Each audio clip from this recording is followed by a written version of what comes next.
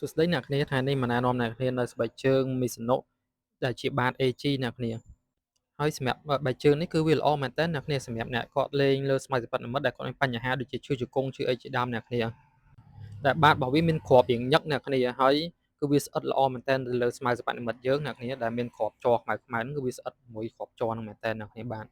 ចំពោះអ្នកដែលមានបញ្ហាឈឺជង្គង់អាចពាក់បែកជើងប្រភេទនេះបានអ្នកគ្នាគឺវាជំនួយដល់ការកុំឲ្យយើងឈឺជង្គង់អ្នកគ្នាហើយចំពោះស្បែក Mizuno គឺទន់ល្អមែនតើអ្នកគ្នាបាទ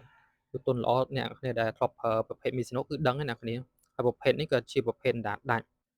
ដែលមិនលើសជើងអ្នកគ្នាអ្នកដែលមានជើងកប៉ាងជើងធំគឺអាចពាក់បានអ្នកគ្នាងាយស្រួលក្នុងការសុំមែនតើ